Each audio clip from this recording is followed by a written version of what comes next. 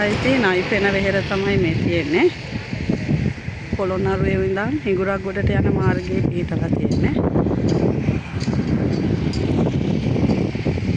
අපි බලමු මේකේ විස්තරය කොහොමද කියලා. නයිපෙන විහාරය ලෙස ජනප්‍රවාදයේ හැඳින්වුවද මෙය පැරණි හින්දු දේවාල සංකීර්ණයක් කියලා තමයි සැලකන්නේ. මෙහි පැරණි නම සහ හැදුවේ කවුද කියන තාම සොයාගෙන නැහැ. උතුරු කොටසේ ශිව දේවාල ගොඩ නැගිල්ලක් තිබිලා තියෙනවා. ඒකේ නයිපෙන හැඩති මූර්තියක් තියෙන හින්දා තමයි මේක නයිපෙන විහාරය කියලා ප්‍රචලිත වෙලා තියෙනවා කියලා සැලකන්නේ. මේකෙන් ලෝකඩ හින්දු ප්‍රතිමා රැසක් හමු වෙලා තියෙනවා. අපි ගිහිල්ලා බලමු මේකේ ඇතුළට.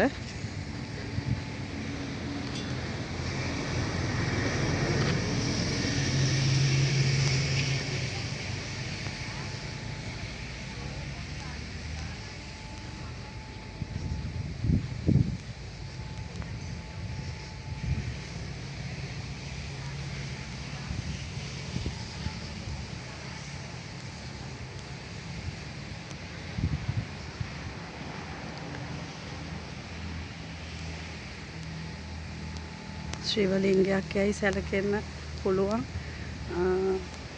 සංකේතයක් මේ ගොඩනැගිලි තියෙනවා.